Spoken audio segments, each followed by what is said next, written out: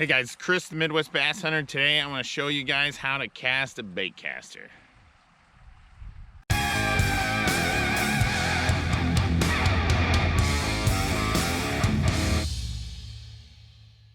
Alright guys, so lots of people get intimidated by the use of a bait caster, and sometimes they won't even try it. They'll just stick to a spinning rod because they tried somebody's and made a huge mess out of it. I'm here to tell you it's not that hard to do. It's actually quite easy. Once you do it a couple times, it really isn't hard at all. It's muscle memory. It becomes basically just an extension of your arm. So I've taught multiple people how to use a bait caster. My wife, all my kids, lots of my buddies, and it's not that difficult.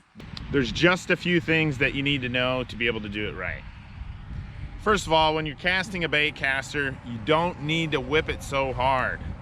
You don't need to cast it out there with all your might. If you do that, that can cause you problems. Once you figure out how to do it and you kind of get it down, then you can really whip it out there and you can use a lot of power.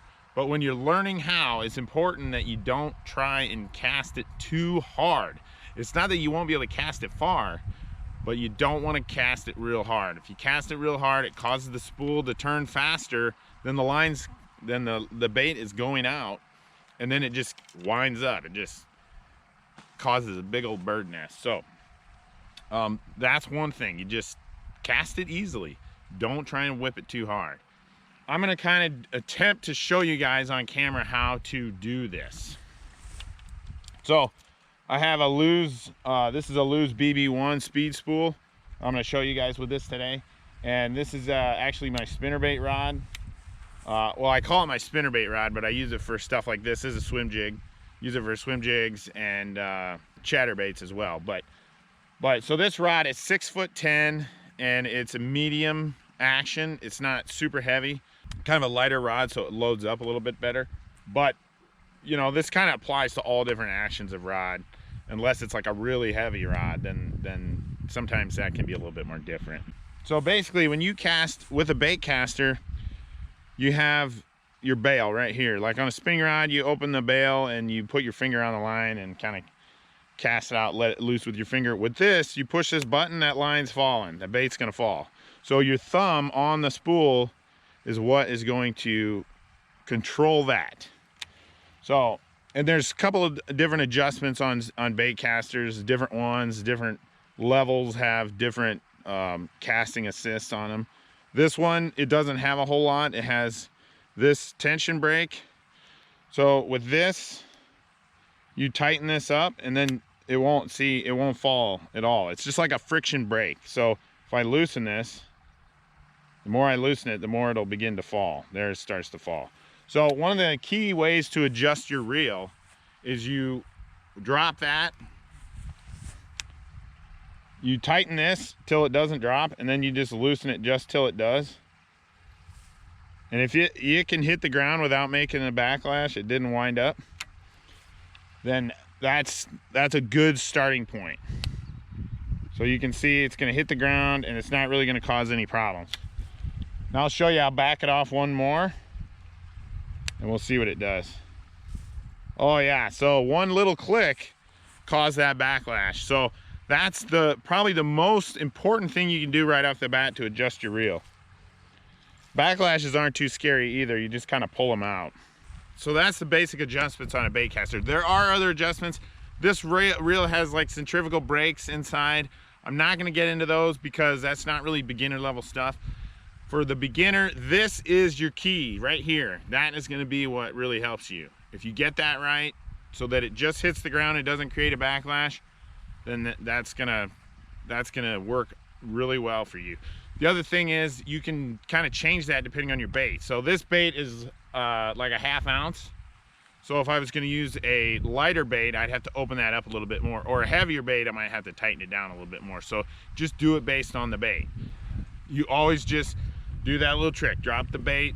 If it doesn't make a backlash, that's a good starting point. And then as you're getting more confident and you're casting it out there, you can loosen that up and that'll give you more distance. So here's how you cast a bait caster. You open the bail with your thumb and then you just hold the spool just like that. Now I'm gonna cast it out there. Okay, so what I did, when I casted the bait out there, I kind of let up with my thumb off the spool. You can take it completely off the spool, or you can just barely have your thumb touching the spool. Usually my thumb is pretty much always touching the spool. And then once it gets close to the water, or right as it hits the water, you got to put your thumb back on that spool. And I'll show you why. So when that bait hits the water, what does it do? It slows way down, right? It's gonna slow way down. It's almost like dropping it on the ground. It's still gonna move in the water, but it's slowing way down compared to when it's flying through the air. So what happens, when that bait hits the water, that spool is gonna keep turning. So you have to stop that spool from turning. And that's what you do with your thumb. You just put your thumb on there, stop it from turning, click the bail, start reeling. That's about all there is to it. So if you're fishing on a windy day and you're throwing a big bait that has a big profile, like a spinner bait, jigs aren't too bad because they kind of have that low compact profile. Crankbaits, stuff like that, they don't really catch the wind. But if you have a bait that's going to catch the wind, a spinner bait, a buzz bait, something like that you can cast it out there and actually it'll hit the wind, slow your bait down, but your spool is still turning as fast as it was and cause you a backlash. If that happens, you know, sometimes the only thing you can do is switch up your baits, or, you know, there's some other adjustments you can do on your reel, and I'll show you those in a minute. But I'm going to show you that one more time, and I'll show you what happens if you don't clamp your thumb down on that reel. What kind of will happen with the backlash. Oh, there's a duck over there. See if I can hit him. Almost hit him. He wasn't very happy about that. All right, so I'm gonna see if I can just... Okay, so I just didn't clamp my thumb down, and what happened? The bait stopped, the spool kept turning, so now I have a backlash. If you get a backlash, you just pull until it's out. That's all you do. It's not that tough. If it does, sometimes you pull and you can't pull on the line. You got to kind of dig in here because the line will kind of wrap over itself. Just kind of pick at it and then try it again until you get it all out. Now I'll show you how to do it. I'll show you what it looks like to do it the right way. Hopefully this will show up good on the camera. No backlash. Just clamped it down right before it stopped. So real quick, I'm gonna show you a couple different casts. I'll show you an overhand cast, I'll show you a sidearm cast, and then I'll show you flip. I'll show you how to flip a little bit. Just at least what it looks like. I might not go in depth on it. What I like to do too, I like to leave about, you know, that much line out. You can go a little less or a little bit more, but you don't want to go much more than that. It just doesn't work that well. So an overhand cast, you just kind of come back and cast forward. You don't need to go way back here and make some big cast. Just go like this. And you can cast pretty far. You don't have to really whip it hard. I mean, once you get to where you're really good at it, you can do that. You can whip it as hard as you want, but right off the bat, don't try too hard. Don't try to put too much power into it.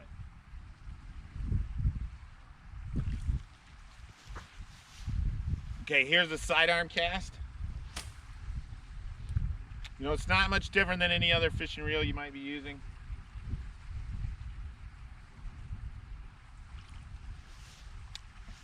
And here's what's called a flip. Now this is a little different. Like I said, I'm not gonna get in depth on this, but I'll kind of just show you how it is. You have the rod in one hand, the bait in the other hand, and you have enough line out so where the bait's about by your reel. Like this. Not like this, that's too much line. Not up here, that's not enough line, right? Right about right there. And basically what you do, you're just gonna go like that with the rod. That was a bad flip. Actually, let me get my flipping rod out. You just kind of pull it out there with the rod tip. You're not throwing it with your hand. I see a lot of people doing that. Don't do that. You're just taking that rod, flipping the bait out.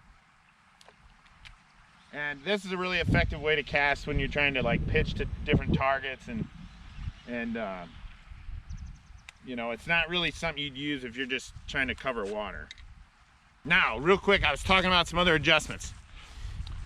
A lot of bait casters have this over here, and that is like a magnetic brake. So there's magnets inside of here, and it will slow down the spool in your cast. So if you adjust this and you're still having issues, use this, tighten it up a little bit more, and that will help to keep you from getting backlashes.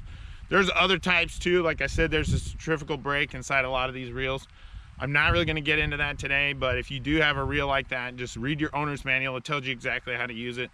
All right, guys, I hope this will help you if you're scared of using a bait caster or if you're intimidated by them. I've been using them since I was young, and I absolutely love using bait casters. I like spinning rods too, but they both have different applications, and I like to use both of them for different things. It really will help you be a more well-rounded angler.